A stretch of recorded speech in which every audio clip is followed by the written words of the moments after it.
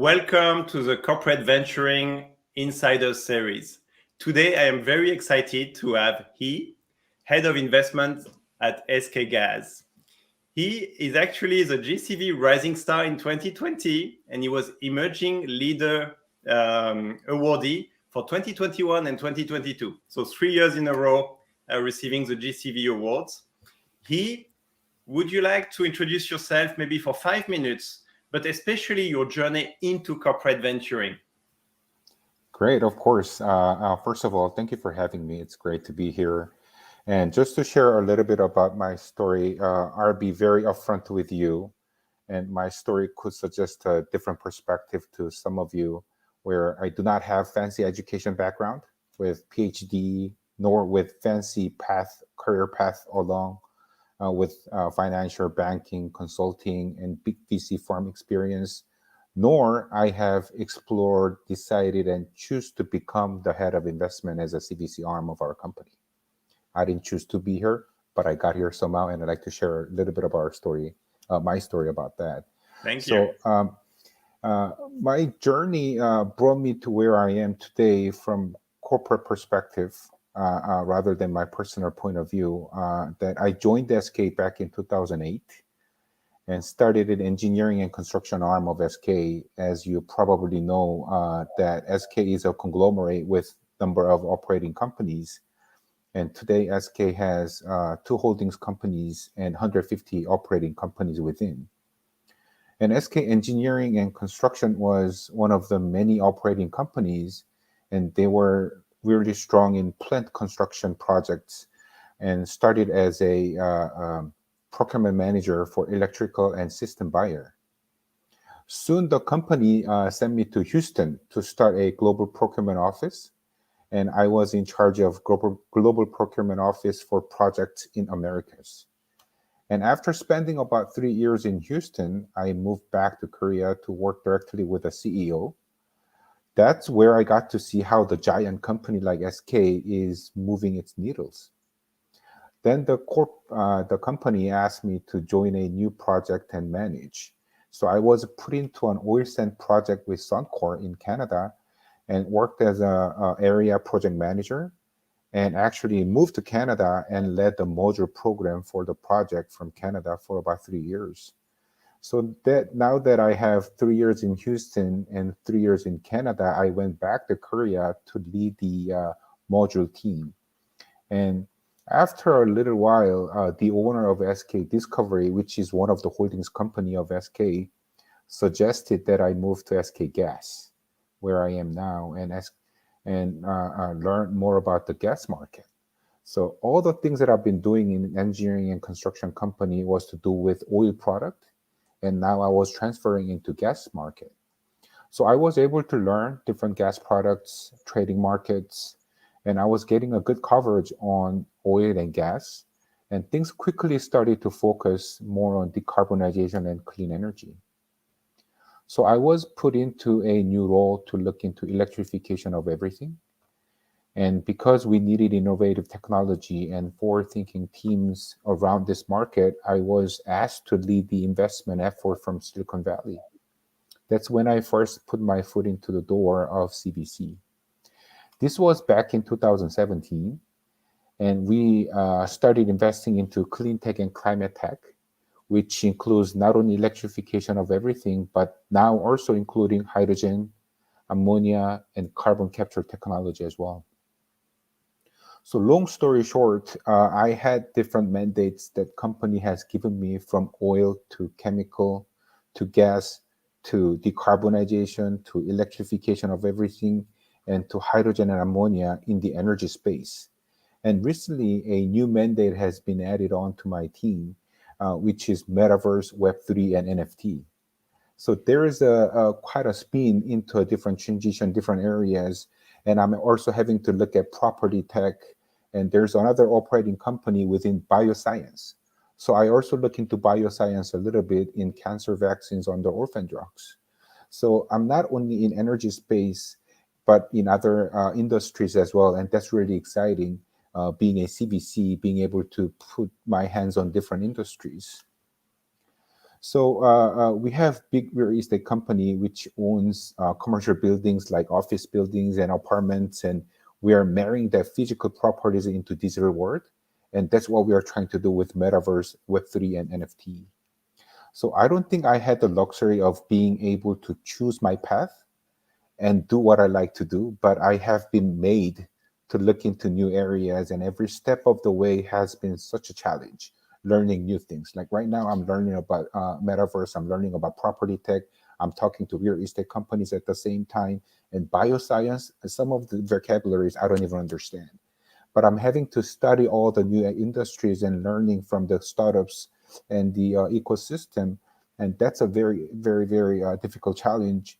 But leading the VC arm for the past 4 or 5 years has been a challenge, but also very fun because of that. And I'm very happy with what I do. Very nice. Thank you.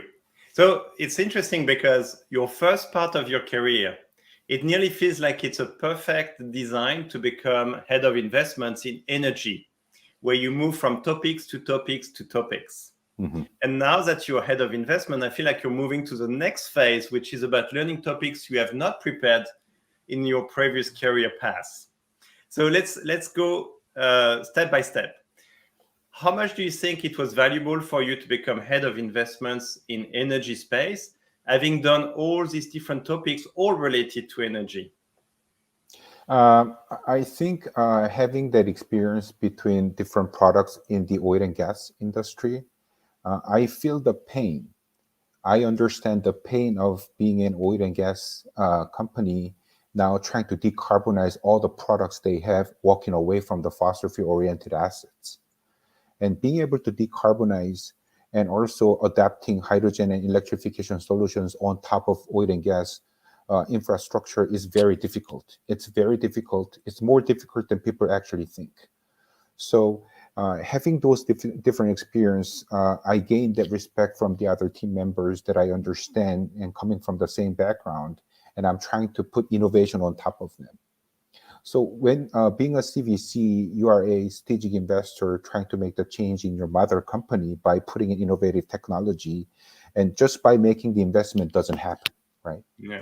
You need to be able to understand the technology, and you got to connect it to the right team members in Korea so that it actually gets practiced. So moving from different products within oil and gas has been a fantastic experience for me to be able to understand how to work with the operation team in Korea. And I'm trying to copy paste that into different industries, like I mentioned about prop tech, bioscience, and metaverse, because I'm trying to understand their market first before I even suggest anything. So I I learned think the that's way of working. Yeah, I learned the way of working instead of the product itself. I learned the way of working with the new people in the new industry, in the new areas. and that's a golden nugget, which is don't push innovations to your teams in the mothership, but try to understand their pain points and how they work, and then you can find maybe the best win-win. Exactly. Yep.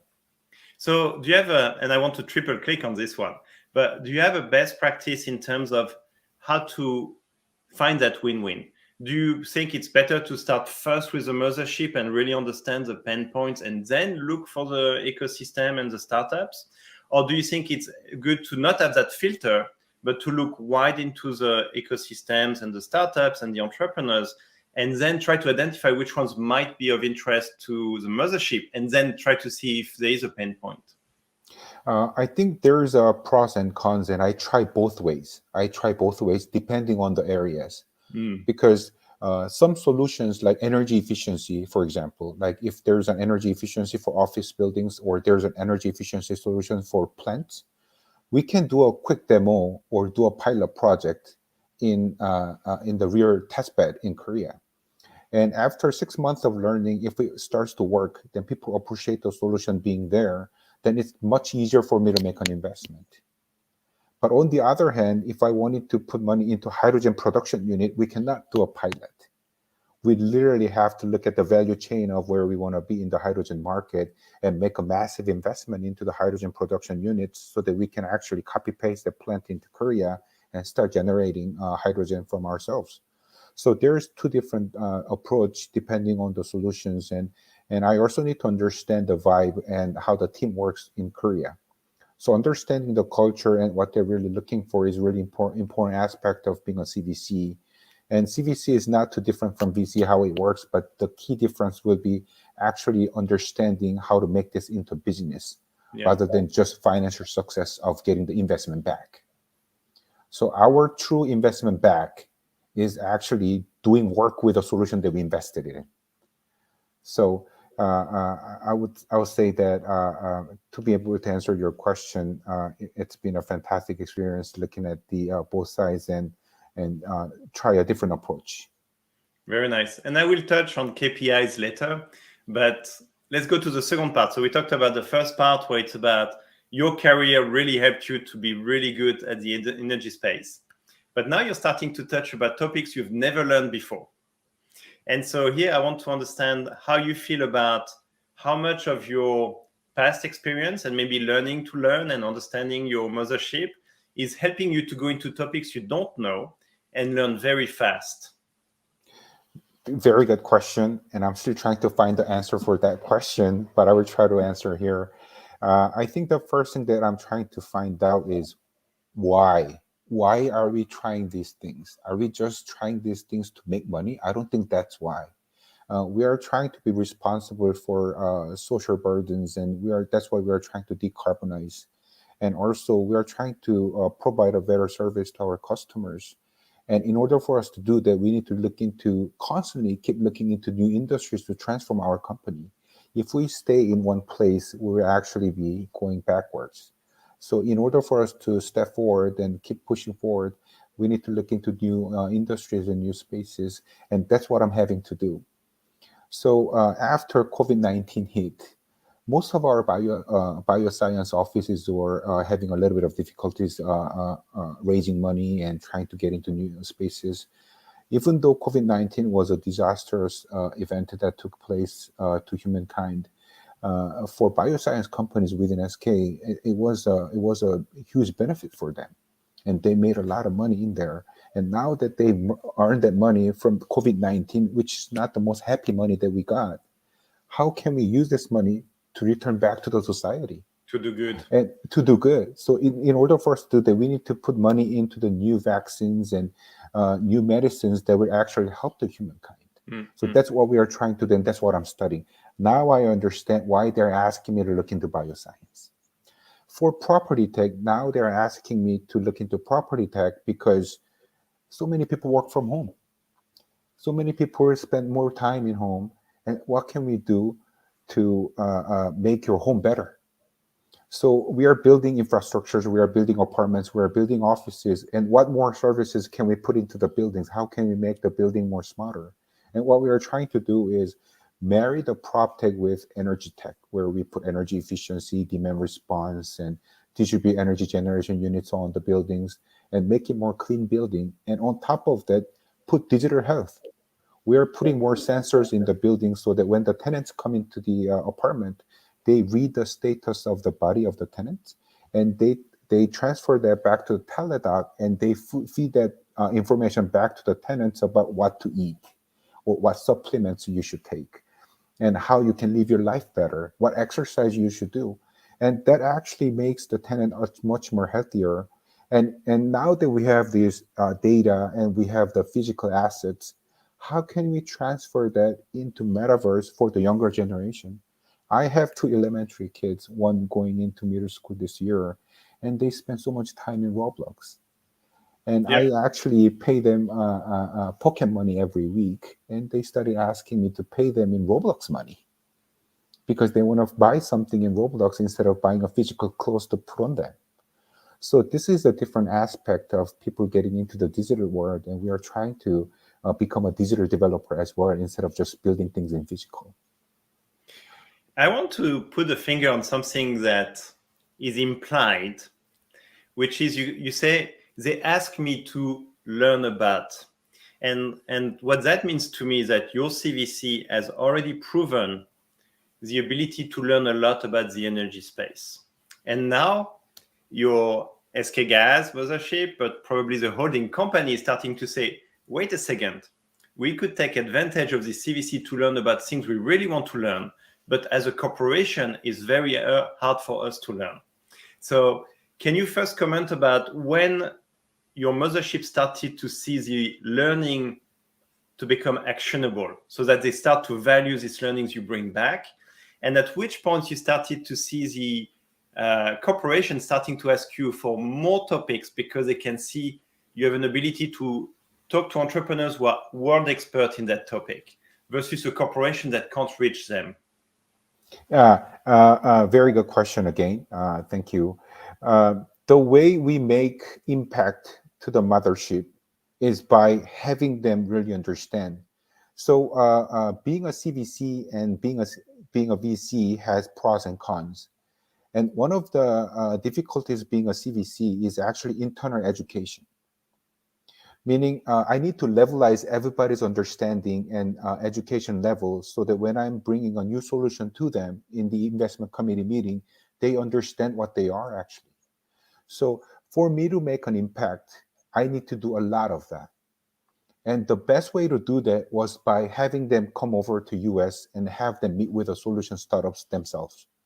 And they get to see their presentation, they get to walk around their factory if they have a hardware development, and they get to meet with the management team. And that's the best way to have them interact with those startups. And that saves a lot of my work by introducing the startups themselves and also enhancing the awareness within the firm so that they know what I'm talking about. So that is one of the best ways to make a better impact to the mothership when I'm trying to introduce a new innovative solution back to mother company. And while doing this, I think to be able to say to the startups that we are the expertise. I think I actually never say that because there's always smarter people in the room than myself. So I try to stay humble and I try to learn from the others. And all I can do is the infrastructure that we have. Yes. Like we have the test beds. Hey guys, I know you guys are smarter than us, and you know we are far behind compared to where you are. But do you want to come on board and do some test bed or do some tests on pilots on our test beds, and we can provide a shelter for you, and we will be even supporting the project financing for you, and that's what we can do. So we try to go to the startups and we bring more value when you work with us and we can take it to international market. We can expand your geographies into different locations to be able to introduce your solutions to our customers in different countries. And that's where we bring more value rather than just the financial value. Very nice. We used to call this capital plus plus, but this is really about beyond capital, all the strategic value you can give, go to market, and so on. How much of that is linked to an investment? And by that, I mean, if a startup could leverage SK Gas, but is not, or the network, but is not planning to do it right away, does that block you from investing, even though you think in the future they might, or you're quite open? We are open. I had an experience like that. It was an energy efficiency company, and we wanted to take them to Korea right away. But they said we are not ready, and we respect that because first, if the startup starts in US, I think it makes better sense that they win it in their backyards first. Meaning they grab the market in US and they really prove their solution in the market in US, and then when they're ready to go to international market, then they can go because just because pushing them to come to international market doesn't really, it never helps them actually because they're not ready in terms of their team capability, team capacity, and being able to work in international market and the practice and different laws and regulations and policies. Like I learned that while working with that company that I can't just push them to come to international market, but I should rather wait until the timing is right. So sometimes we do wait. If there's a good strategic fit, we will come in at an earlier stage of investments and we will try to grow the company with us. And when they're ready, we will take them to international test beds. And some companies are already ready. They've been proven in the market and they were hungry for international market. And that's when we like to go in and make the investment. And that's when we will actually consider leading the investment because there's a lot more than we can contribute than earlier stage company. Very nice. And just so that the entrepreneurs who are listening, some of them sometimes are listening, Mhm. what type of stage of the company do you invest? What type of check size do you invest? And do you want to be on the board or not? Can you give very quickly a view of what type of investments you make? Yeah, sure. Our check size ranges between 1 and 50 million. It's quite a range, Quite but a that's, range. yeah, it is quite a range. And the stage is, we are pretty much stage agnostic, but we like to go in post a Series A with a little bit of market traction and some revenue streams with customer base. And then we go all the way to pre-IPO. So some deals we went in just before they went public. And because they're ready with the infrastructure, we can actually copy paste their infrastructure to different countries. And that's what we did exactly. So we try to expand their market shares in different markets. That's what we do. But for earlier stage companies, we will put in a little bit of money and keep following on with every round that they progress. And we try to support them along the way. So we look at from post Series A all the way to pre-IPO between 1 and 50 million. And as a holdings company, they also make investments into public companies. But there'll be $1 billion check size, and they go into the company that really has a good strategic alliance. Which is very complementary and could actually give more value to the entrepreneurs even after they go public. Yes, yes. So that pre-IPO deal that I did, after that investment, after they went public, we put more money in to support their expansion into different geographies. That's very, very interesting. And just to have a feel, how many portfolio companies do you have today? Uh, Including Korea and US investments, it's between 13 and 15. We are actually doing a bit more deals right now at the same time. And Very that's the nice. portfolio we built for the past 4 or 5 years. Yeah. And what's your team size? In total, there's 11. That's including Korean team. Here in Silicon Valley, we have 2 at the moment, but we are gaining some more people back because of COVID-19. People went back to Korea, but slowly the COVID is now getting over, so they're coming back to US. Very nice. So I want to go back to one thing you said, which was you put your foot in the door of the CVC ecosystem. For anyone who's thinking about starting their own CVC or joining a CVC, what's your recommendation for getting into it, putting your foot in the door? I do have this kind of interview with many other corporates in Asia, especially trying to have a CVC unit, and they want to have an office in Silicon Valley, and I always tell them to start small, because having a person like myself, or it doesn't have to be like myself, I'm sure they have much better resources in their company, but once the person comes out here, it's a very lonely journey. You don't know anybody here, and you need to have that boldness to be able to go up to the people that you do not know and try to make friends with them, and they will still think that you're weird. Even though Silicon Valley ecosystem is very open arm, it's all about connecting people, and it's all about the friends, and the people that I don't know, I consider them as friends that I haven't met. But somebody to be able to start that process is not easy unless you have a very good company brand. So if it's Samsung, I mean, Samsung already has a huge company here. And even though they wanted to start a CVC arm today, it'd be easier for them to do that because everybody knows Samsung. Yeah. But it's some other company who doesn't have that brand recognition in US market, it's very difficult. So I would say that send the 1 or 2 person who's really good at interacting with other people, mingling with other people, being able to introduce your company and try to make some friends here and starting to get some deal flows. I think you want to start small, and that's my advice to those people. And always don't do it by yourself. Don't do it alone. Work with other accelerator programs. There are great accelerator programs in this economy, and there are other VCs that you can join in. And there's always other helpers that can set you up better than anybody else. So I always recommend enrolling into some accelerator programs, or even joining as an LP to VC funds. And you need to start to grow your internal process first. It's not about how you show yourself to the other startups, but really being able to follow with what you say after the meeting. Yes. So you need to be able to prove that you are ready to make investments, and you need to prove that to the people on the other side of the table. So if you're not really organized internally, you got to do that first. And that's why you need help with maybe other consulting companies or accelerators. They will help you set up the internal process. Because if you take 6 months of due diligence, the startup may not even be there after 6 months. So you need to make the process much faster, make a smaller investment committee. Don't make it like 10 people investment committee. The decision will never be made. So make it smaller, agile, shorter process. And once you set that up, then you are ready to start really mingling with others to be able to make investments. So I will be asking you later about the investment committee. But one thing you said, and there's something implied, is you need to be able to show that you can follow. After the meetings, you can basically say what you are going to do. And maybe something that's implied to that is for the head of the CVC to be coming from the mothership.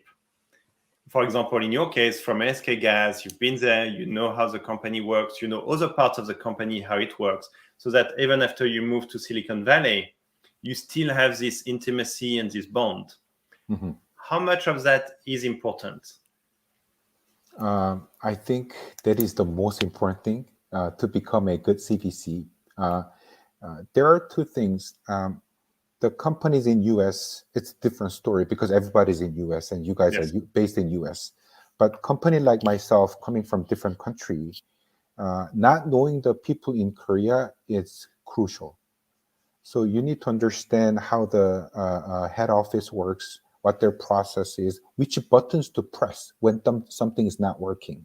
And how to press the button. How to press the button, how to communicate to be able to press that button is very important. And if you do not know how to do that, and if it's maybe one person, and if it's a team size of 10, one person comes from head office, but 9 people are all local hires, it's very difficult to progress with the investments. And that's why when you see other CVCs here in Silicon Valley coming from Korea, there's a very good mix of people.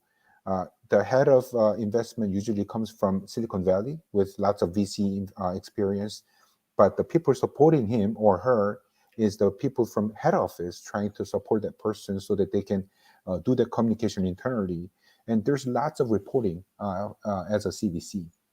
So to become a CVC and to really flow that information back to Korea, you got to put it into the fashion that they will like it the most.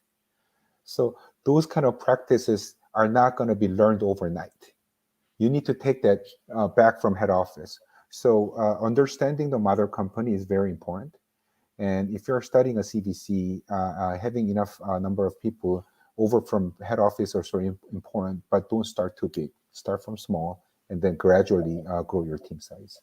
I think it's a golden nugget. And at the end, it's also how you can truly deliver value to the entrepreneurs versus promising but not being able to deliver afterwards. Mm-hmm, mm-hmm. And so let's talk about your investment committee, because part of it is going to be about from the investment committee making a decision and giving you legitimacy to get the part of the corporations to engage with the portfolio companies. Mm-hmm. So can you describe your investment committee members, who they are, how many of them? Do they need to all vote yes or only a majority? We have 4 members in investment committee. We started with like 10. Wow. And we over the course of investment, we learned that this is not going to work. So we shrunk it to 4. And the 4 members are CEO, CFO, strategic officer, and myself. So I bring the investment opportunity to them so that they learn that, okay, this is maybe a good opportunity to invest. And these 3 people will look at from their perspective, CEO being at the overall company, CFO looking at the financials, and strategic officer looking at the strategy of the company. Does it match with what we are going for? So it's usually either everybody says yes, or I don't even bring it up to them. So I'm trying to increase a hit ratio for myself that this is what they are looking for. But before I even go to investment committee, I do a prior conversation well ahead. So I will come up with maybe 10 shortlisted solutions that I'm interested in, and I will pick out the final 2 that I have the biggest conviction of. and I will show them both of them. Hey, this one has this pros and cons, and this one has pros and cons. And which one should we go for? I tilt towards this one.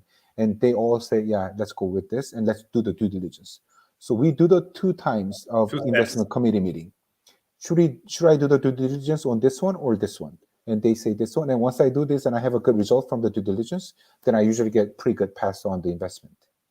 So I do a lot of work before I even go to investment committee meeting. And once the committee meeting happens, that's a quick yes in like 30 minutes. Is there sometimes times where this pre-check is also helping you to identify other people you should talk to in the corporation to get more support? Very much. I think you hit the nail on the head where when I do the pre-investment committee meeting, they usually make very good suggestions. Hey, maybe you should work with this guy in the head office. They're looking at that already, and they should be able to help you with financial model. And you should talk to this guy. He's been working at this. They will be able to help you with the operation model. So I get a lot of help by exposing certain deals and explaining to them. And that process is very important because I get to have the right support from the head office. And then that really gets me going in terms of meeting the timeline for the startup's investment timeline. Yeah. What I think is very interesting is your investment committee members are the top of the company. And they could be tempted to say, only go for the ones which we know will have engagements right away.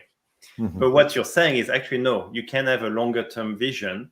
And it seems like your investment committee is buying into the, let's look at it from the long-term strategy versus just the short-term benefits. Is that something that you had to convince them and educate them, or was it something that was already obvious to them?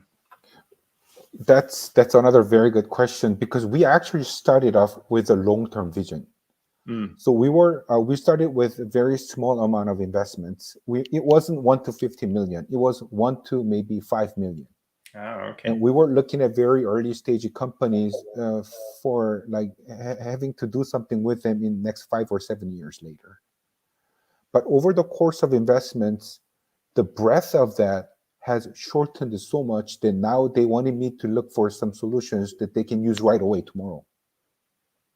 So it went to really far looking at the future to really short-sighted, like, tomorrow solution. And now we are going back to the long-term solutions. Because of the metaverse and new technologies coming into the market, then now we need to have a longer vision.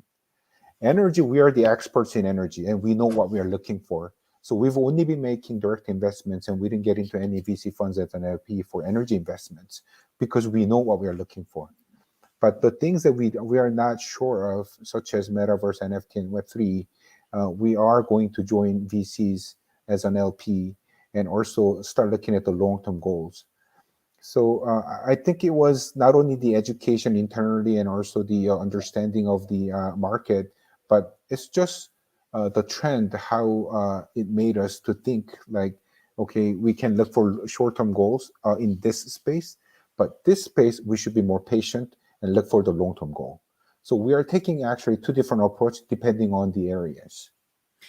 I think there's a golden nugget here too, which is that you're looking at investing as an LP in other VCs when this is a topic you're not deep knowledgeable from the corporation. That's right. Versus where you already have deep expertise like in energy, that's where you can make direct investments versus going as an LP. Is that for you a good guidance for other CVCs? Yes, very much. Yeah, I'm glad that I landed on this point because beginning I didn't know that. So I thought just being able to make investment was my happiness. I don't care if it's long-term, short-term. I just wanted to make investment. But now I am putting much more thoughts and meanings into the money that I spend. So I want that capital to be a smart capital for the startup too.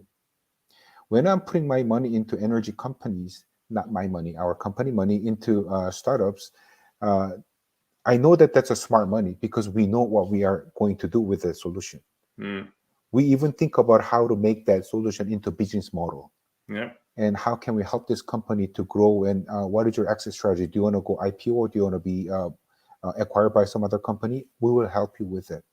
But for the other industries that we are not really expertise, it makes better sense that we put money in and we learn with them, and then we can along the way suggest different things and see if we can connect the solution to other solutions to be better. Yeah.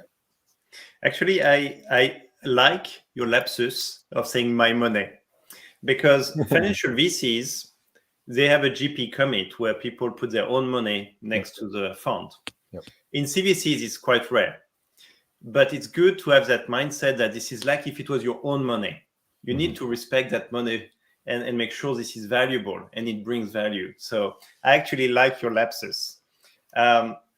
One thing that could be very useful for many CVCs that are listening, because quite a few have 10 team members in the investment committee, and I'm sure many of them wish to reduce it to a smaller number. Do you have any tips on how you have managed to reduce from 10 to 4? That's a very sensitive topic. Very, because if you start with 10, it only gets larger, because if it was 10 and it becomes 8, and those two people who got cut on the committee meeting, they will feel left out and they're not going to be very happy, right? So what happened was we started with a very big group, and actually the owner of SK came into the meeting and saw all these people and, hey guys, this is not going to work. So it was more like a top down, like, oh, nice. Who actually understands the innovative technology in energy?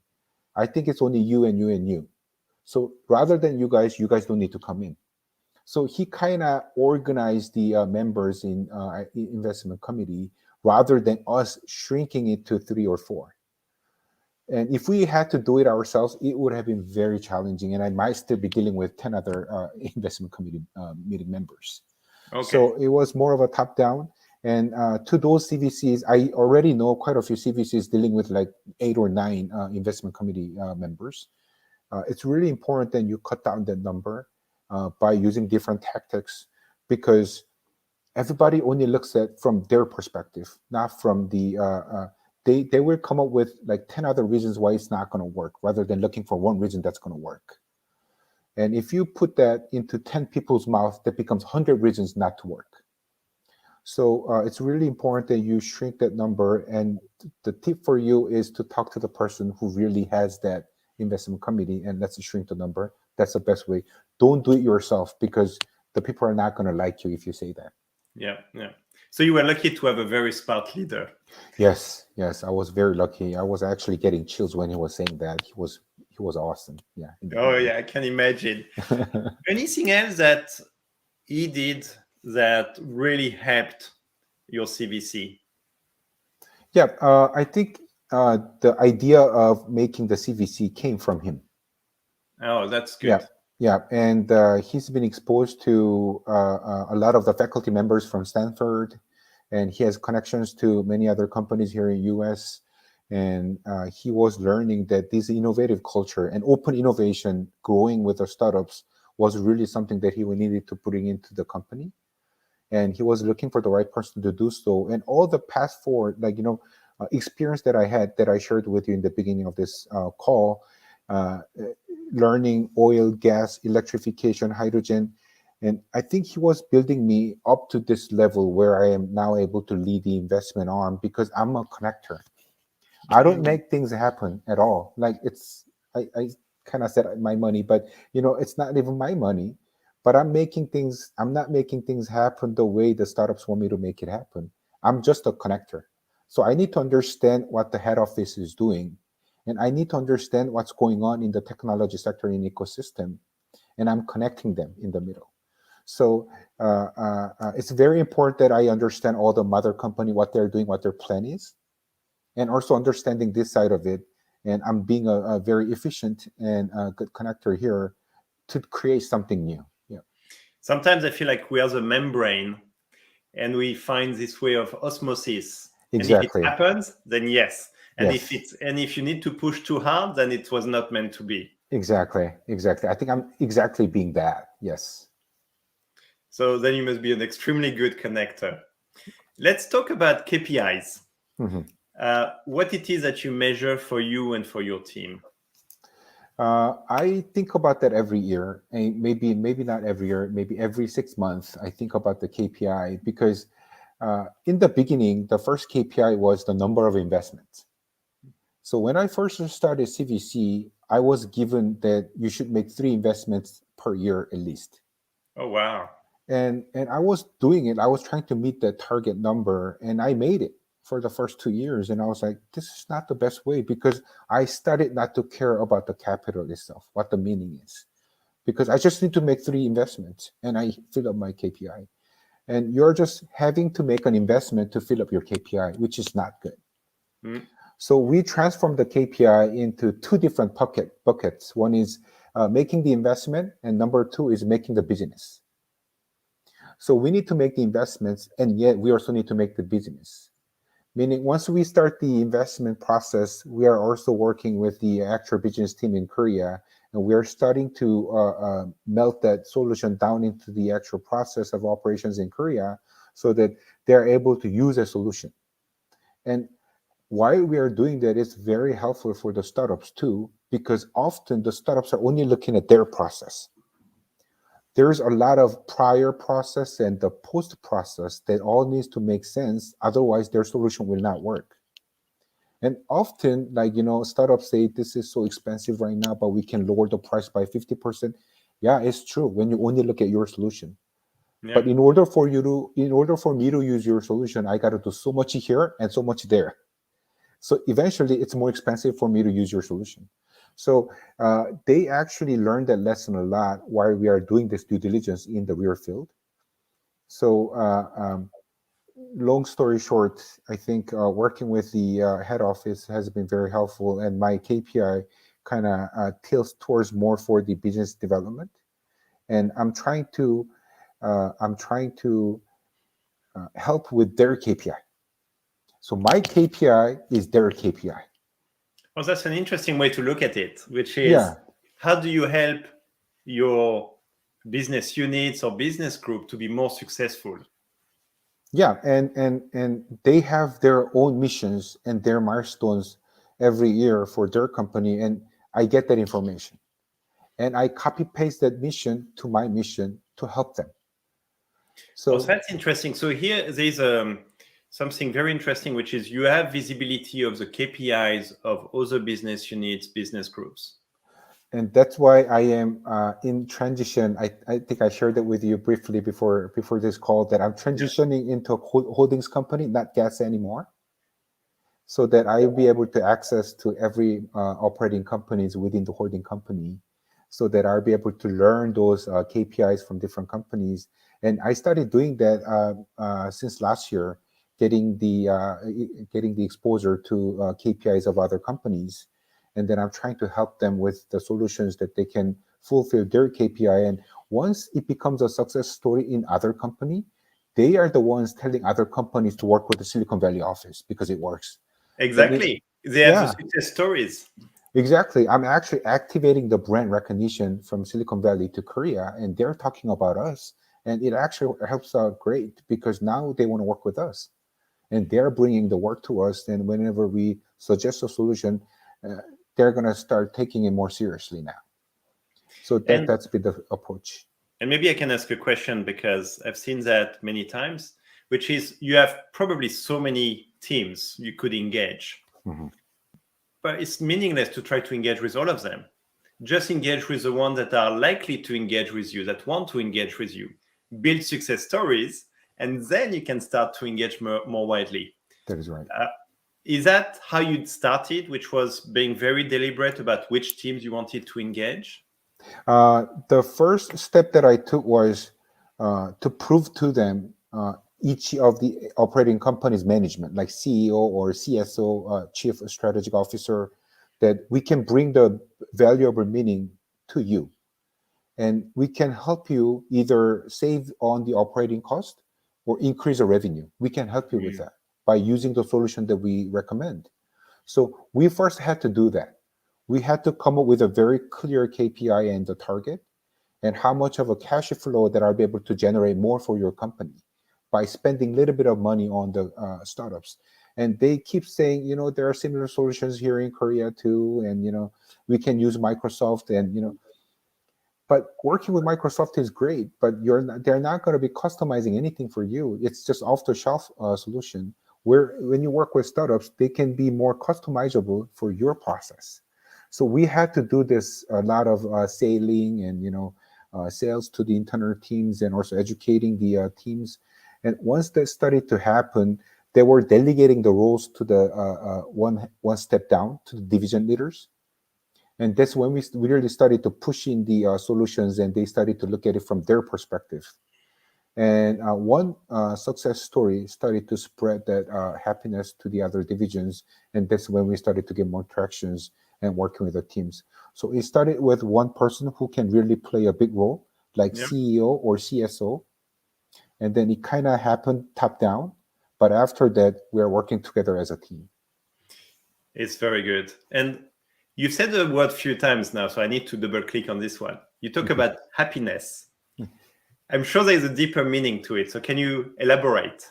Okay, I don't know how you picked it up, but I must have said it quite a few times. The company logo of SK is butterfly, and we call that butterfly wings of happiness. So our owner of SK really motivates all the employees to be happy. And the happy actually involves a lot of other meanings. In order for you to be happy, some people want to be rich. Some people want to be confident in their jobs. Some people actually want to be able to have more time at home. That's all happiness. And the owner and the management of SK is trying to motivate and promote that happiness to every employee any way that we can support. Some employees really want to have more education. So we have internal universities for many, many subjects of expertise, and they can enroll into those programs and learn more. And if they want to go for MBAs in the United States, and I think we also have supporting systems for MBAs, or we have different education systems, or we have different locations, so they can go to different locations for working. And so we are trying to really have that mentality of being happy while working. And if you're not happy, actually you're not making any profits to the company anyway. So that makes a lot of sense. And now it goes back to you having access to the KPIs of other groups, which is really about how can you make them happy by delivering on what they commit to deliver.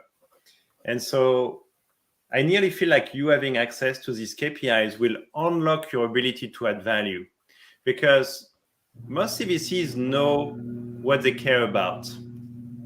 Most CVCs know what the corporations wants to achieve, but the KPI is the deliverables they are committing to deliver on. And so how important do you think this knowledge of the KPIs is going to help you to go to the next level? Is it like a 10x improvement in your ability to deliver value and happiness? I think understanding the KPI is really important to the approach to the right solutions. But eventually, the ultimate goal and the success for us and also the business units in Korea is to make a big business out of that solution. And that's what also a startup is looking for. And eventually, doing that business, we need to be able to solve the problems that exist right now. And I often question to startups before I even do any due diligence these questions, because when you ask investors, like, what do you look at the most? And everybody says, like, team is important, and technology is important, and market landscape or differentiating factor, strong backers, exit strategy. But I think the most important thing is, what problem are they trying to solve? Is it even a problem? Are they just having a blast one night and they came up with a brilliant idea and they think that it's a problem? So we are really trying to understand what the problem is, and by raising this business, if we are actually being a part of solving that problem, that's what we really take that as a success. I love it. I want to go back to team building, because I can see that SK has very strong DNA, very strong values. But sometimes you need to recruit outside the organization, especially as a CVC. You may want to recruit people with domain expertise or VC expertise. How do you go about recruiting people from outside the corporations to be complementary to the skills you already have? That's a very good question and also a difficult question for us because we are having a little bit of challenge attracting the talent from outside because of the company brand name. I'm not saying SK is a small company, but when you look at it from US perspective, we are not many people know about us because we don't make consumer products like LG, Samsung, Hyundai. So we are having to do a lot of explanation to the candidates about SK, and they don't really think of SK as a long-term job. They're just desperate to get into a job, so they stay here for a year or two, and then they go to another job. So it's not always about hiring and recruiting the right people, but also retaining them, right? Because we want them to be staying with us for longer time enough so that we can make more values out of being a good team now. So we are having a bit of challenge recruiting from the outside, but usually what we are looking for is we first want to look for the technology master.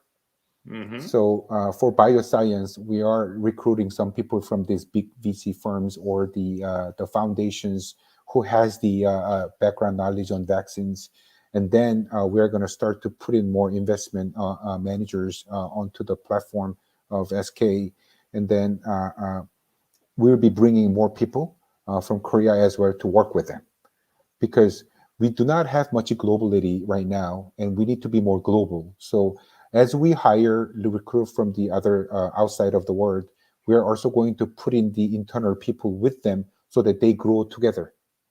Yeah. So that's a huge mandate for me right now. I'm looking for actually a few people, and I'm trying to also look for some advisors for new industries like we are looking into, like metaverse, and also trying to really find a way to retain those talents with us for long enough so that we can really make values. Well, so if the audience, someone is looking for a good role in corporate venturing, please reach out to he. Yeah.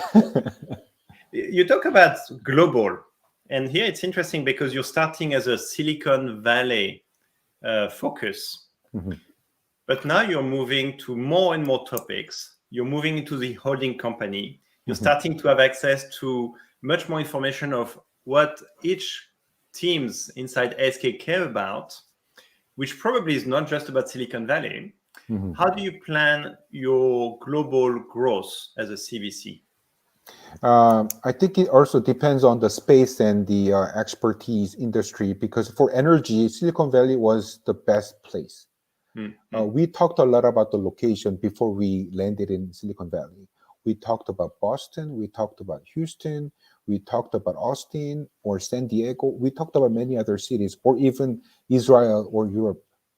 But we ended up in Silicon Valley because most of money is being raised here, and a lot of the startups go through Silicon Valley from energy industry.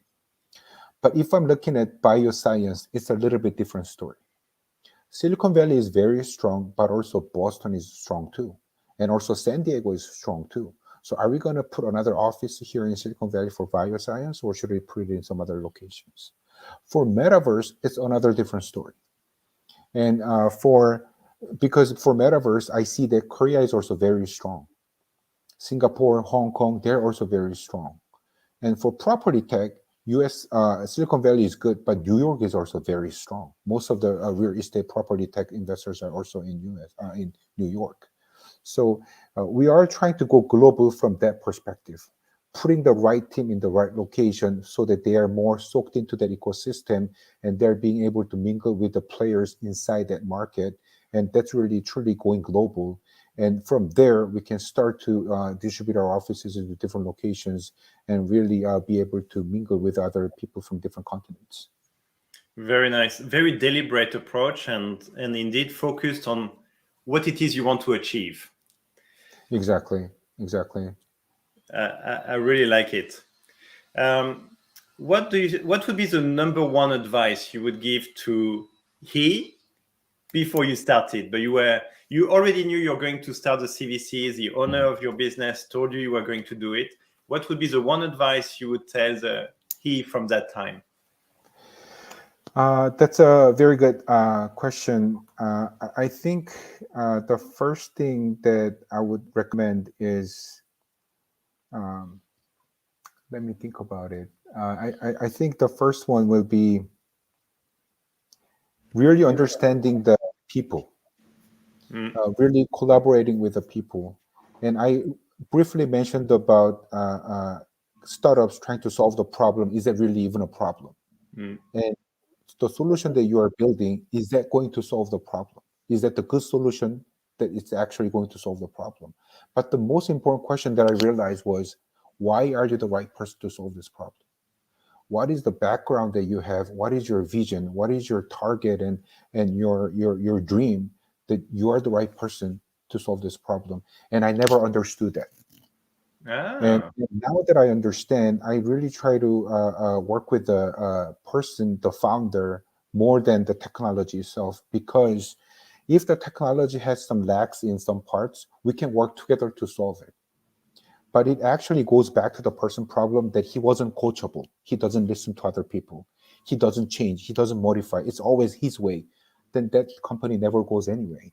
And I actually had an experience like that from my one of my portfolio companies.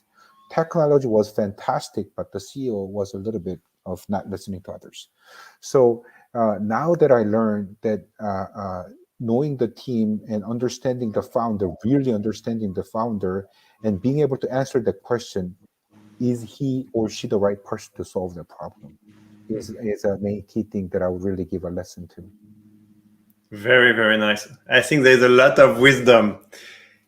We have 3 minutes left, and I want to give you a chance to talk about where you want to invest next. You've already talked about the topics, but here I want to be more specific, maybe the next 6 to 12 months, so that other partners knows how to reach you for the right reasons, but maybe entrepreneurs know what you care about. So not as much as just metaverse, but what's inside metaverse for the next 6 months to 12 months. Sense for property tech. Sure. The first thing that we are looking at right now is ammonia cracking. So it's a little bit Okay. of energy side. So we are looking at We ammonia invested cracking. in ammonia cracking, so we can talk. Okay, that'll be fantastic too. So we are looking at ammonia cracking. We are building ammonia terminal. We are expanding our LNG terminals too. So we are trying to provide more clean energy. So another thing that we are looking for is we have many number of gas stations turning into hydrogen refilling stations, and we are trying to lower the cost of retrofitting to hydrogen refilling stations. So we are also looking for that kind of solution that we want to That's make very good. investments into. And for metaverse, I'm not just saying metaverse, but we are looking for a technology company that can build a platform in metaverse, working with the corporates. For example, if you were to do a fashion week, people can come into the fashion week through metaverse, and they can look at the fashion like models walking in the metaverse instead of going into Paris. So who can build that platform and easy to build so that many companies or people can come in and play with that platform? So we are going to make that investment and also looking for some VC investments in this metaverse and property tech to be able to join as an LP. So that'll be my next 6 month investments. Very nice. It's interesting you mentioned about fashion and metaverse because we just did a DX week. DX is for digital transformation. Oh, And the first, we had 5 sessions, and one of them was about metaverse. mm. And we invited the owner of Jun Ashida, a very famous fashion designer in Japan. And she talked about exactly what you said. So maybe I will also introduce you to her because she's deploying really interesting technology for metaverse with Canon and IBM. Oh, fantastic. Yeah, we are talking to different players, and it would be great to get her insights as well. Yep. Very nice. I want to really thank you for your time. You've been very candid, including the things that was to your credits and also to the credits of others. So I really want to thank you for your time. You've been very generous and sharing a lot of interesting insights and golden nuggets. Thank you. It was my pleasure, and thank you for having me.